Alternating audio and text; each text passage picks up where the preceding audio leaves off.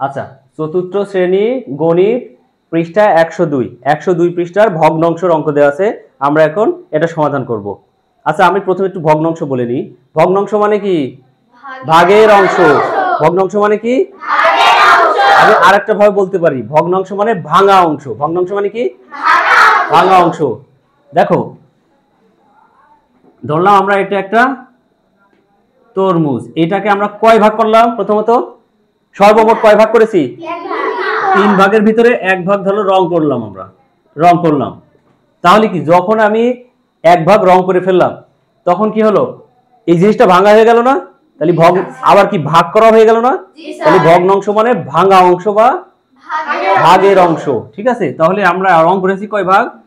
1। আর মোট কয় ভাগ? 3 ভাগ, 1/3।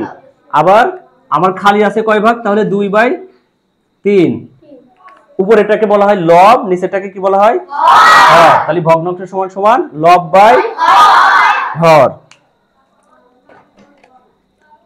আরে ভগ্নাংশ কি আমরা জানলাম আগে, তাই না? এখন আমরা একটা সমাধান করব। দেখো, ভগ্নাংশ দেওয়া আছে, খালি ঘর দেওয়া আছে, একটা খালি ঘর দেওয়া আছে, খালি ঘর দেওয়া আছে। আগে বলি, এখানে প্রথমে আমরা কি দেব? বা। কি দেব? বা দেব। এই বা দেওয়ার কিন্তু কারণ আছে, সুনির্দিষ্ট একটা কারণ আছে। দেখো, এই অঙ্কর ভিতরে একবার সমান চিহ্ন আছে, আছে না?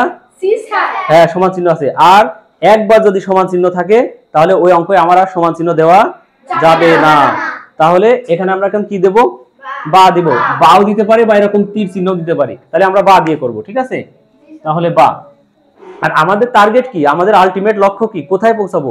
আমরা এই যে খালি ঘর আছে, এই খালি ঘরের মান নির্ণয় করব, তাই না? তাহলে খালি ঘর আমার অবশ্যই এইদিকে বাম দিকে রেখে দিতে হবে না? তাহলে দেখো, খালি ঘর বাই 3 সমান 13/15 বিয়োগ 1/5। এখন দেখো, এখানে কি হয়ে গেল? বিয়োগ হয়ে গেছে। বিয়োগ হওয়ার কারণ কি? শোনো, যখন আমি সমান চিহ্নের ওই পাশে কোনো ভগ্নাংশ পাঠাবো, যোগ থাকলে বিয়োগ হয়ে যাবে, বিয়োগ থাকলে যোগ হয়ে যাবে। তাহলে গুণ থাকলে কি হবে? ভাগ থাকলে কি হবে? Very good. কি বোঝা গেছে তাহলে? হ্যাঁ। এইবার দেখো, এই ভগ্নাংশ আমরা রেখেই দেবো, কারণ এর এখানে রেখে দিতে হবে বাম সাইডে। এখন আমরা দুইটো ভগ্নাংশ পেয়েছি, 13/15, 1/5। তাহলে দুইটার হর আছে না? উপরে একটা লব বাই হর, লব বাই হর। তাহলে হর গুলো লসাগু 15 আর 5 এর লসাগু কত হয়? 15ই হয়। 5 1 5, 3 5 15। তাহলে 5 গুণ 3 সমান কত? 15। লসাগু কত? 15। এই যে 15 রেখে দিলাম। এই 15 দিয়ে 15 কি করব? ভাগ করব। কি করব? ভাগ করব। 15 1 কে 15 কত হলো? 1।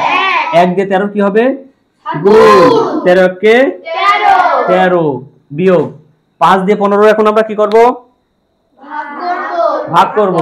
তাহলে ভাগফল কত হয়? 3 5 15। 3 দিয়ে 1 এর গুণ করলে 3 1 কে 3। ফাইন। বাহ, খালি ঘর তো রেখে দিছি নাকি? আচ্ছা, এইবার দেখো, 13 থেকে 3 বাদ দিলে কত হয়? 10। নিচে থাকলে কত? 15। আচ্ছা, 15 থাকলো। এইবার দেখো, আমরা এর আগে দুইটা ভগ্নাংশ ছিল, একটা দুইটা, এখন হয়ে গেছে কয়টা? একটা হয়ে গেছে। সমান চিহ্নের এই পাশে একটা, সমান চিহ্নের ওই পাশে একটা। তাহলে আমাদের এখন আর গুণন করতে হবে। কি করতে হবে? আর গুণন। সেটা আবার কি?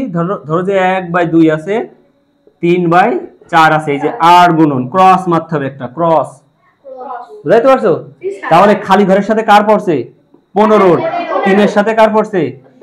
10। তাহলে খালি ঘর গুণ 15, 3 গুণ 10, 3 10 30।